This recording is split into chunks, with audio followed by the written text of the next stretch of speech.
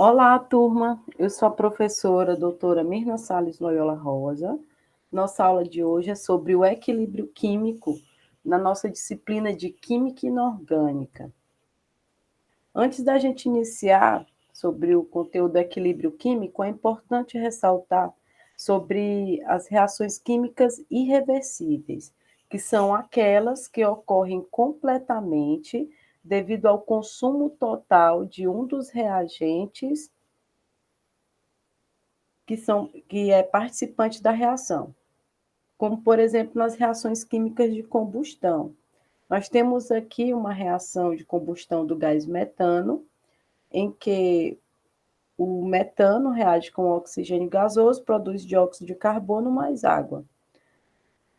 Quando um desses reagentes é totalmente consumido para formar os produtos, esses produtos eles não podem interagir entre si para formar os produtos novamente. Então, as reações irreversíveis, elas acontecem apenas em um sentido, no sentido direto, que é a seta da esquerda para a direita, onde os reagentes formam os produtos, mas os produtos não podem interagir para formar novamente os reagentes. Então, durante a queima de um combustível fóssil, é produzido dióxido de carbono e água, mas não pode voltar a ser o que era antes, a ser combustível e oxigênio, que é o comburente.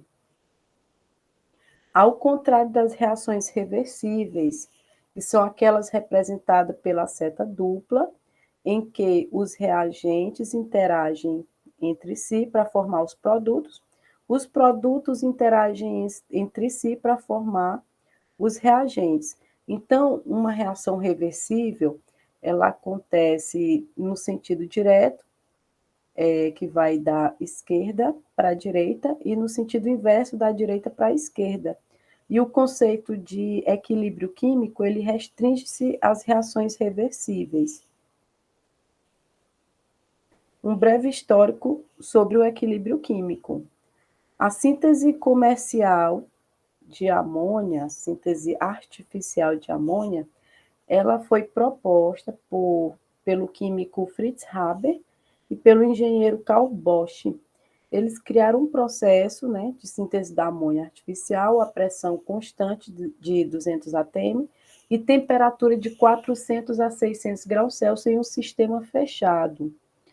Eles tiveram essa ideia de pesquisar e sintetizar amônia porque Ramsay, em 1898, ele fez uma previsão que a produção de alimentos cairia em razão da falta de amônia natural. Como em 1898 a amônia natural estava sendo muito utilizada na produção de fertilizantes agrícolas e também no uso na produção de explosivos como TNT e nitroglicerina durante a Primeira Guerra Mundial, havia essa preocupação da amônia natural acabar. Então, estes dois pesquisadores sintetizaram a amônia no laboratório nestas condições. Eles observaram que durante um tempo inicial, a concentração de reagentes é máxima e não há nada de produto formado. Como a gente pode observar aqui no gráfico do tempo pela concentração. No tempo inicial, não há nada de amônia produzida e a concentração de nitrogênio e hidrogênio gasoso é máxima. À medida que o tempo passa, a concentração dos reagentes diminui, pois eles são consumidos, e a de produto aumenta. No entanto, chega um instante em que a concentração de todos os componentes da reação se mantém constante, como você pode observar aqui. No tempo 4, a concentração de nitrogênio, de hidrogênio é 0,20 mol por litro e de amônia 1,60 mol por litro. Então, nesse instante T4, a reação ela entra em equilíbrio químico, e esse equilíbrio é dinâmico, pois a reação não para. E não é um equilíbrio, não trata-se de um equilíbrio estático, em que a reação para, certo? Depois aqui desse tempo, observe que a concentração de todos os componentes da reação se mantém constante. Então, o que é o equilíbrio químico? É um estágio da reação química em determinadas condições, na qual, em um mesmo tempo, a velocidade com que os reagentes se transformam em produtos é a mesma velocidade com que os produtos se transformam nos reagentes. Então, a velocidade do sentido direto, que é V1, é igual à velocidade do sentido inverso, que é V2. Além disso, as quantidades de reagentes e produtos se mantêm constantes ao longo do tempo. Aqui são alguns exemplos de equilíbrio químico no cotidiano. No refrigerante, temos o dióxido de carbono gasoso em equilíbrio químico com o dióxido de carbono aquoso. Na água mineral com gás, temos a água líquida em equilíbrio com a água gasosa.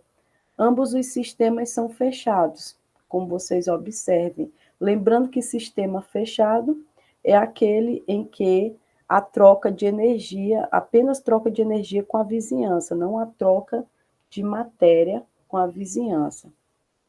Outro exemplo de equilíbrio químico no cotidiano, que também acontece em um sistema fechado, é o galo do tempo. O galo do tempo com a coloração violeta contém cloreto de cobalto.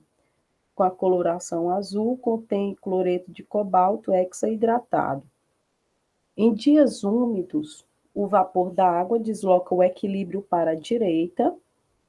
Então, o equilíbrio é deslocado para a direita em dias úmidos. Portanto, o galo ele fica na coloração rosa. E em dias secos, a perda de água. E o equilíbrio desloca-se para a esquerda, que é o sentido inverso. E o galo fica com a coloração violeta. Na próxima aula, nós veremos os tipos de equilíbrio químico, homogêneo e heterogêneo, a lei de Gutenberg e Wood, e, consequentemente, a lei do equilíbrio químico. Também veremos a constante de equilíbrio químico e a sua importância para a indústria.